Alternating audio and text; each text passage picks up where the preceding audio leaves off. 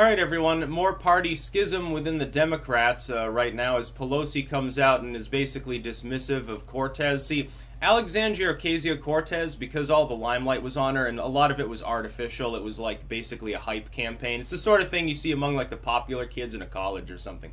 Oh my god, come to my party, it's gonna be so great, hee hee hee, it's pink confetti and shit. That's basically her in a nutshell. All show and no action, basically, because she hasn't accomplished jack shit. And probably never will, because she's probably going to be back out of office before obstruction ends, so enjoy. At least you get your pension, which I'm sure is very good. You're a socialist, so you're used to that sort of thing.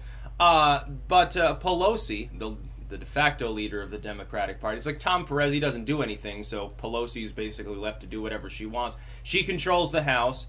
Schumer's, minority leader in the Senate, so he has no real power. Perez is like he takes marching orders from Clinton's, and AOC is an afterthought. So she comes out and says, oh, that's basically when questioned about sort of the progressive bloc that Cortez kind of sort of leads.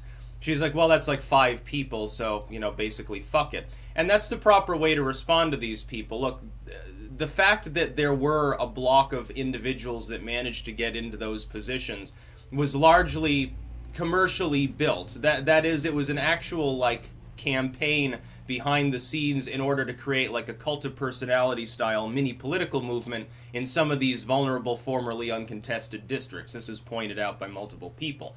That strategy probably will not work so well the next time because people will be wise to the fact that it can happen. And so the Democratic Party will act differently, I think. The Democrats are not a progressive party. We've got to understand that, like Bernie Sanders being in there since the fucking 70s, technically, he was never technically a Democrat until recently, number one. Number two, it was because he was from the state of Vermont. Nobody cared. The Democrats didn't care, especially when he was a representative. He was one representative for Vermont. He served 4 or 5 different terms, I think, actually. He was mayor of Rutland, then a representative, then joined the Senate. And that's basically his entire career in a nutshell. But nobody ever cared, because one dude from Vermont, it's no threat to the party apparatus. Let him say zany shit. And number one, we can use him as like a court jester. It'll take the limelight off us when we have our own problems. And number two, it'll put the limelight on leftism in general, make it a little bit more palatable so that we don't have to explain it ourselves. We don't have to do the hard work. Independent Bernie Sanders will do it for us. And by the way, he's a liberal just like us when he does good things, but he's an independent that's totally not part of the Democratic Party when he fucks up. That was basically the Democrats for several decades. Oh boy, did that bite them in the ass now that Bernie Sanders is one of the front runners in their primaries. Oh, it's going to be so funny. Can't wait to watch what happens with that campaign. Or all these other goofballs, for that matter. Buttigieg is the one to watch at the moment because at any moment, he might self-sabotage like a lot of these people when they start rising up. They get cocky and do stupid shit. You see this time and time again. It destroys way more political careers than some external force attacking them like another party or something. But Pelosi is right to be dismissive. Because really, when you think about it, the proposals that have been made by Cortez, like the new Green Deal, it fell totally flat because it was released improperly in unvetted form by her own staff and had weird shit in it. It got roundly laughed at. They take it down, they try to refine it. It's still got some weird shit in it even now. And it gets briefly spoken of, and now nobody remembers it. Nobody gives a fuck. It's sort of like Herman Cain's 999 plan. Yes, it was catchy at the time. It propelled him to some degree of success for a very short period. But then the fact that he wasn't the greatest dude, the fact that in his case it was sex assault allegations mostly, but the fact that he just came off as weird, and he had that one ad where he just smiled at the camera, even without the allegations, he wouldn't have been the nominee. Trust me. But it gave him that staying power for a short period of time. What Pelosi has done, and this is to her credit, which is hilarious because Nancy Pelosi is insane too. Nancy Pelosi has realized, I think, that this is a very temporary schismatic movement within the Democratic Party. What's going to happen, I think? Now, she's more optimistic. She thinks it'll just disappear in party.